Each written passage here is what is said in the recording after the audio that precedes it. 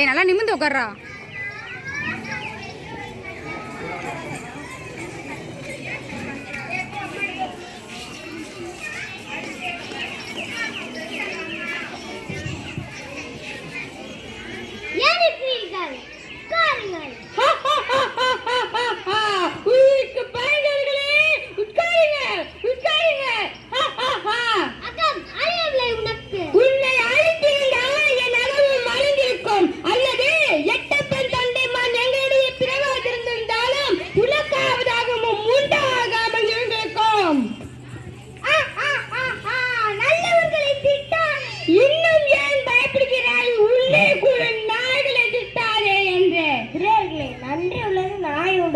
அதுவும் நமக்கு பெருமைதான். இருந்தாலும் விவகாரத்தை சொல்ல அதுவும் சரிதான். அடைக்கான் உங்களை சொல்ல அடிபட்டை இவனுக்கு என்ன உரிமை இருக்கிறது? பேசாதே, நாளை அடித்தேன். வாழ விரும்பினால் வல்லவனை அடித்தாய், இனியை வாழ்ந்துக்கோ. வீரம் விளையாற்ற கண்டாய், வீரனை வணங்கினாய், வேண்டுவதை வாங்கிக்கொள். கூலி கேட்டாய், கும்பிட்டாய், கோழையானாய், கூலியை பெற்றுக்கொள். ஆனால் அண்ணன் உன்னை போற்ற வேண்டும், அதுவும் உனக்கு இருக்க வேண்டும் என்று மட்டும் எண்ணாதே. நீ காட்டி கொடுத்தாய், நான் காட்டி கொடுக்கப்பட்டேன். நாம் இருவரும் இதே மண்ணில் விளைந்தவர்கள் தான். உன்னை கேள் சூழியும் ரத்தத்தை இனிச்சல் எங்கோ ஒன்று தான் இருக்கும். ஆதலில் நம்முடைய என் பேச்சுக்கு தான் இடம் உண்டு. ஏற்பது இழிவன்று, காரணம் உரிமை ஒன்று. ஆனால் அவனோ நேற்று வந்தான், இன்று இருப்பான், நாளை போவான் என்ற எல்லை இலக்கணத்துக்குட்பட்டவன். இம்மளவும் நம்மோடு ஒவ்வாதவன். அவன் கத்தி பாய்ச்சின் கடங்காதே, ஆனால் பேச்சை கேட்டு மட்டும் வாழாதே. நான் கூறுவது உனக்கு மட்டுமல்ல, எங்களோடு செய்யுங்களாய், இன்று பிறந்து குறைங்களாய். இதோ கூறியிருக்கும் மத்தனை ஈரர்களுக்கும் மானம் விற்ற மாரியர்களுக்கும் கூறுகிறேன். கூறு என்ன காரிடுகிறேன். நேற்று பாலும் உன் பேச்சை குற்றவாளியாகிய நீ ஏதேனும் சமாதானம் கூறி குற்றத்தை குறைத்துக் கொள்ள முடியுமா என்று பார். நாங்கள் ஒரு நாயை கொள்வதாக இருந்தாலும் சட்டப்படி குற்றம் காணாமல் கொள்ள மாட்டோம். We believe in the rule of law. எத்தர்கள் நல்லவர்களாக நடிக்க ஏற்பட்ட எத்தனையோ வழிகள் இதுவும் ஒன்று. அறிவேன், ஆக போகும் முடிவு உடனறிவேன். ஊருக்கு பேருக்கடி நாடகத்தை நடத்தி காட்டே. நீ குற்றவாளி தானே?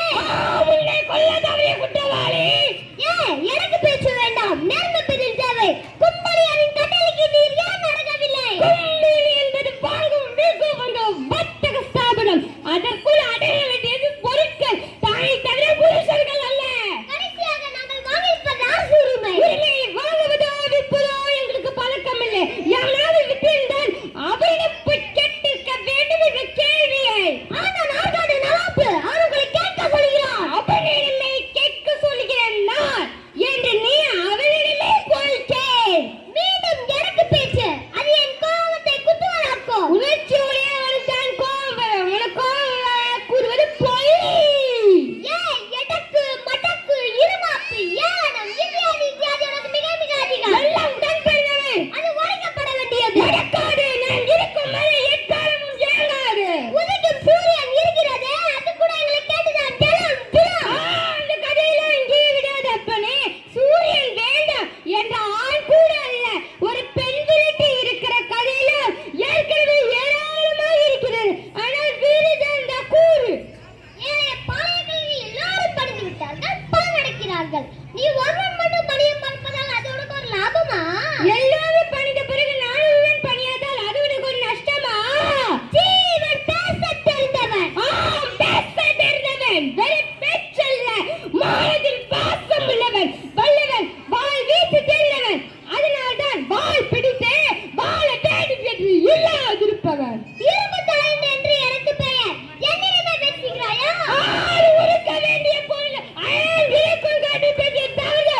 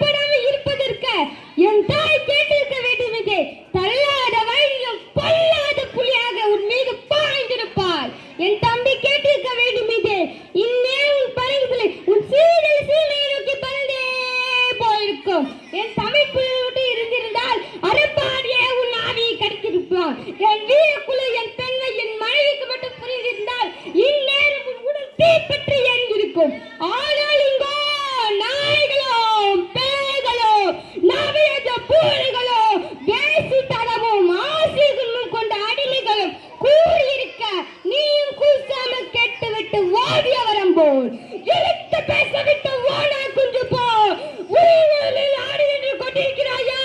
என்ன செய்வேன்? என் நாடே இனி உனக்கா எனக்கா? அடையிட்ட போகிறேன், இருக்க போகிறேன். என் புகழ் இருக்கும், ஆனா உனக்கோ ஊரே சொல்லட்டும் போ. இவனை கொண்டு போய் அந்த புலபதி தூக்கிங்க. டேக் ஹிம் அவே.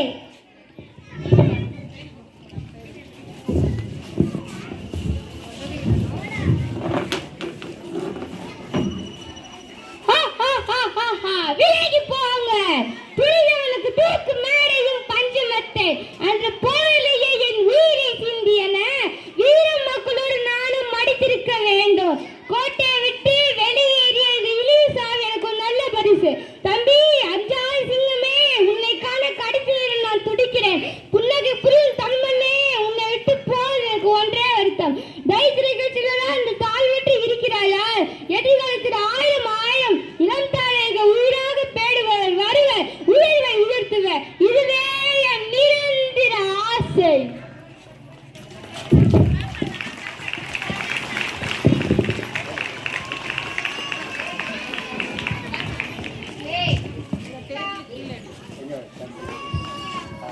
இப்போ நம்மளுடைய 2 ஹீரோவையும் நம்முடைய பஞ்சாயத்து பிரசிடென்ட் அவர்களும் நம்முடைய டிஓ அவர்களும் அவர்களை மாலை அணிவித்து அவர்களை கௌரவப்படுத்துகிறார்கள். நல்லா உற்சாகமாக கைத்தட்டுங்க. உண்மையிலேயே அவங்களுடைய பெற்றோர்களுக்கு இந்த குழந்தைகள் வந்து ஒரு பெரிய பெருமையை சேர்த்திருக்கிறாங்க. சான்றோர்களின் வாக்கு மாபெரும் சபைகளில் நீ நடந்தால் உனக்கு மாலை விழ வேண்டும் என்ற சான்றோர்களின் கருத்துக்கேற்ப இன்றைய தினம் இவருடைய கழுத்தில் விழுந்திருக்கின்ற இந்த பூமாலையானது தொடர்ந்து அவருடைய வாழ்நாள் முழுவதும் அவர்களுக்கு இன்னும் பல ஆயிரக்கணக்கான மாலைகள் விழுந்து இந்த குழந்தைகள் இந்த நாட்டின் ஒரு சிறந்த தலைசிறந்த தலைவர்களாக உருவாக வேண்டும் என்று நம்முடைய பள்ளியின் சார்பாக நாம் அவர்களை வாழ்த்துகிறோம்.